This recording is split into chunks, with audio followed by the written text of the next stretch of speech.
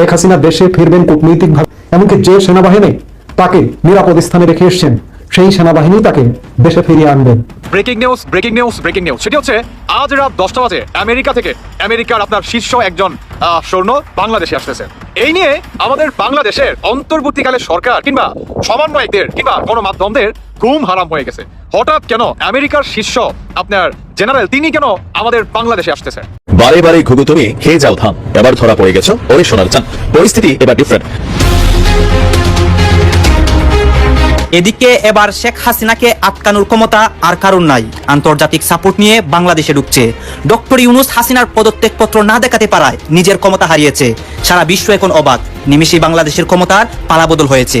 সম্মানিত দর্শক মণ্ডলী, সাবেক প্রধানমন্ত্রী শেখ হাসিনা দেশে ফিরে আসবেন কূটনৈতিকভাবে এবং যে সেনাবাহিনীর সহযোগিতায় নিরাপদে তিনি দেশ ত্যাগ করেছিলেন সেই সেনাবাহিনীই তাকে পুনরায় ফিরিয়ে এনে ক্ষমতার আসনে সমাসীন করবেন, এমনটাই আশা ব্যক্ত করছেন বিভিন্ন রাজনৈতিক বিশ্লেষকরা। অপরদিকে হাসানাত আবদুল্লাহর সেনা প্রধানের বিরুদ্ধে স্ট্যাটাসকে ঘিরে রাজনৈতিক মহলে উত্তেজনা বিরাজ করছে, যে স্ট্যাটাসকে প্রত্যাখ্যান করেছে সেনা সদর। তাহলে কি এবার হাসানাত আবদুল্লাহর উপর কঠিন কোনো বিপদ ধেয়ে আসছে? কি চলছে রাজনৈতিক মহলে? জানার আছে অনেক কিছু, তাই রাজনৈতিক অঙ্গলের বিভিন্ন প্রকার আপডেট নিউজ নিয়েই আজকের এই ভিডিওতে থাকছে বিস্তারিত প্রতিবেদন। তাই আজকের এই ভিডিওটি সব মিলিয়ে অত্যন্ত গুরুত্বপূর্ণ হতে যাচ্ছে। 1 সেকেন্ড না টেনে ধৈর্য সহকারে পুরো ভিডিওটি দেখার জন্য আহ্বান করছি।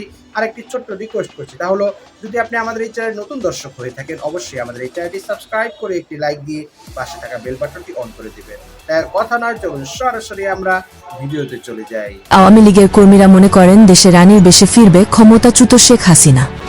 দেশের বিভিন্ন রাজনৈতিক ব্যক্তিবর্গ জানিয়েছেন আওয়ামী লীগ ফিরলে এবার ভয়ানকভাবেই ফিরবে। ঢাকা শহরে যদি একবার কেউ জয় বাংলা স্লোগান দেয় 10 লক্ষ মানুষ একসাথে ঢাকা অ্যাটাক করবো। আওয়ামী লীগের 10,000 কর্মী মানে আগুন, আর 10 লক্ষ মানুষ ছোটখাটো একটা সুনামি বয়ে যাবে। এনসিপির মুখ্য সংগঠক হাসনাত আবদুল্লাহর দেয়া ফেসবুক পোস্টের প্রতিবাদ জানিয়েছে সেনা সদর। হাসনাতের এমন বক্তব্য হাস্যকর ও অপরিপক্ক পন্থের সম্ভার। আমরা হাসনাত আবদুল্লাহকে বীর চট্টলা থেকে অবাঞ্ছিত ঘোষণা করি। আমরা আজকে এই কমিটিকে অবাঞ্ছিত ঘোষণা করছি।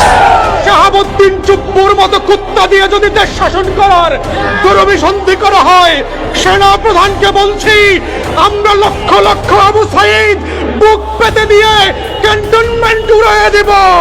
আপনারা যদি যুদ্ধ করতে চান আসুন যুদ্ধ করি। আপনারা 1000, 2000, 3000 লোক নিয়ে আর এই কটা অস্ত্র নিয়ে আমাদের সাথে যদি যুদ্ধ করতে চান আধা ঘন্টা টিকতে পারবেন না। রাষ্ট্রপতি ও সেনা প্রধানকে প্রকাশ্যে রাস্তায় দাঁড়িয়ে অকথ্য ভাষায় গালমন্দ করেছেন AB party chairman barrister Fuad, যার প্রেক্ষিতে উত্তাল হয়ে উঠেছে সেনানিবাস। অনেক সেনা কর্মকর্তা জানিয়েছেন হাসনাত আবদুল্লাহ ও ব্যারিস্টার ফুয়াদকে এর চরম মূল্য দিতে হবে। যদি যুদ্ধ করতে চান আসুন যুদ্ধ করি। আপনারা 1000, 2000, 3000 লোক নিয়ে আর এই কটা অস্ত্র নিয়ে আমাদের সাথে যদি যুদ্ধ করতে চান আধা ঘন্টা টিকতে পারবেন না। তবে রাষ্ট্রপতিকে অবমাননা যেন কিছুতেই মেনে নিতে পারছেন না সেনাপ্রধান। তিনি জানিয়েছেন আমাদের কাজ জাতিকে নিরাপদ রেখে সেনানিবাসে ফেরত যাওয়া। যারা রাষ্ট্রপতিকে অবমাননা করেছেন তাদের বিচার হবে। সেটার জন্য কোনো ছাড় হবে না, বিন্দু মাত্র ছাড় নাই। এই ঘটনার প্রেক্ষিতে জাতীয় নাগরিক পার্টি ভেঙে দিয়েছে শিক্ষার্থীরা, এমনকি হাসনাত আবদুল্লাহকে অবাঞ্ছিত ঘোষণা দিয়েছে তারা। আমরা হাসনাত আবদুল্লাহকে বীর চট্টলা থেকে অবাঞ্ছিত ঘোষণা করি। আমরা আজকে এই কমিটিকে অবাঞ্ছিত ঘোষণা করছি এবং এই কমিটিতে আমাদেরকে যে যে পদ দেওয়া হয়েছে সেই পদ থেকে আমরা পদত্যাগ করছি।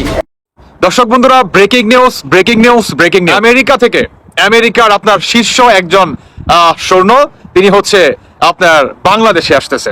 ঢাকায় আসছেন মার্কিন ঊর্ধ্বতন সামরিক কর্মকর্তা। দর্শক, হাসিনার বাংলাদেশের স্বমহিমায় প্রত্যাবর্তন শুধু সময়ের অপেক্ষা, কারণ সেনা অফিসারদের মধ্যে হাই প্রোফাইল মিটিং হয়েছে বারবার এবং ওয়াকার বিরোধীদের কাছে বারবার জানতে চাওয়া হয় বাংলাদেশে কি সেনা শাসন জারি হবে, সেই পথে কি এগোচ্ছে বাংলাদেশ। এবার যুক্তরাষ্ট্র থেকে ঊর্ধ্বতন কর্মকর্তা পাঠাচ্ছেন ডক্টর মোহাম্মদ ইউনূসকে সরিয়ে কিভাবে সেনা প্রধান ক্ষমতা দখল করবে সেজন্য পরামর্শ দেওয়ার জন্য। ইতিমধ্যে ওয়াকারুজ্জামান গোপন বৈঠক করেছেন। একের পর এক কি হতে যাচ্ছে এই ভিডিওটি দেখলে বুঝতে পারবেন। আমি হাসানাদের বলবো, শান্তির জাহিদের বলবো, আপনারা কথা বলেন সৈন্যের মধ্যে যে 22 কোটি টাকা উঠছে, 22 কোটি টাকা হিসাব আজ পর্যন্ত আপনারা দিতে পারছেন। আওয়ামী লীগ আসবে, আওয়ামী লীগ আসবে সত্য প্রতিষ্ঠা করার জন্য নাগরিক পার্টি, এটাকে নিষিদ্ধ ঘোষণা করা হয়েছে। আলহামদুলিল্লাহ, এই নামটা সারা বাংলাদেশে একটা বিশেষ নাম হয়ে গেছে। এই সমন্বয়ক নাগরিক পার্টি যারা আছে, হাসানাত বলেন, সানজিদ বলেন, নাহিদ বলেন, মাহফুজ বলেন, এরা ইস্টবিজে তারা বিভিন্ন মানুষের সাথে বেয়াদবি করছে। জোর হাতে রিকোয়েস্ট করছি আমাদের মাননীয় প্রধান উপদেষ্টার কাছে এবং যত উপদেষ্টা আছেন তাদের কাছে, আপনারা আমাদের জন্য কি করেছেন? যারা 84% রেমিটেন্স আনে বাংলাদেশে, তাদের জন্য আপনারা কি করেছেন? গার্মেন্টস ইন্ডাস্ট্রি সচল রাখার জন্য কি করেছেন? ঢাকা শহরে যদি একবার কেউ জয় বাংলা স্লোগান দেয়, 10 লক্ষ মানুষ একসাথে ঢাকা অ্যাটাক করবো। আওয়ামী লীগের 10,000 কর্মী মানে আগুন, আর 10 লক্ষ মানুষ ছোটখাটো একটা সুনামি বয়ে যাবে। লক্ষ লক্ষ মানুষ শুধু জয় বাংলা স্লোগানের অপেক্ষায় আছে। ডক্টর মোহাম্মদ ইউনূস শেখ হাসিনার কাছ থেকে শিক্ষা নেন। তিনি আওয়ামী লীগকে পুনর্বাসনের যে স্বপ্ন দেখছেন, আওয়ামী লীগকে নিষিদ্ধ করা যাবে না। এদিকে এবার অন্তর্বর্তীকালীন সরকার ডক্টর মোহাম্মদ ইউনূসের উপর খেপেছেন বাংলা সিনেমার অভিনেতা অনন্ত জলিল। তিনি একটি প্রেস কনফারেন্স ডেকে উপদেষ্টাদেরকে নিয়ে বিস্ফোরক মন্তব্য করেন, যা রীতিমতো এখন সোশ্যাল মিডিয়ায় ভাইরাল। 2000 ছাত্র জনতার রক্তের দাগ শুকানোর আগেই আওয়ামী লীগকে রাজনীতিতে ফেরাতে এবং আগামী নির্বাচনে অংশগ্রহণ করাতে উঠে পড়ে লেগেছে কিছু সমন্বয়ক এবং সরকারের উপদেষ্টাদের একাংশ। তবে ক্লিন ইমেজের আওয়ামী নেতাদের নিয়ে তৈরি রিফাইন্ড আওয়ামী নয়, এবার আসছে বিদ্রোহী আওয়ামী লীগ, অর্থাৎ শেখ হাসিনা ও তার পরিবারের সদস্যদের বাদ দিয়ে রেভেল তথা বিদ্রোহী আওয়ামী লীগ গঠন করানোর পক্ষে মত দিয়ে। সম্মানিত দর্শক মণ্ডলী, সম্প্রতি সেনা প্রধানের বিরুদ্ধে হাসানাত আব্দুল্লাহর স্ট্যাটাসকে কেন্দ্র করে রাজনৈতিক মহলে টান টান উত্তেজনা ও অস্থিতিশীল একটি পরিবেশ বিরাজ করছে।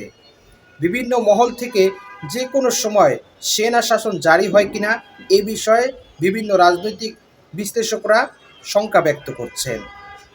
এবং অপরদিকে আমরা দেখেছি যারা আওয়ামী লীগের সদস্যরা রয়েছেন, তারা সেনাবাহিনীর সহায়তায়, যে সেনাবাহিনী শেখ হাসিনাকে নিরাপদে দেশ থেকে সহযোগিতা করেছিল, সেই সেনাবাহিনীর সহযোগিতায় আবার পুনরায় দেশে ফিরে আসবে সাবেক প্রধানমন্ত্রী শেখ হাসিনা, এমনটা অনলাইনে ছড়িয়ে দিচ্ছে আওয়ামী লীগের দোসররা।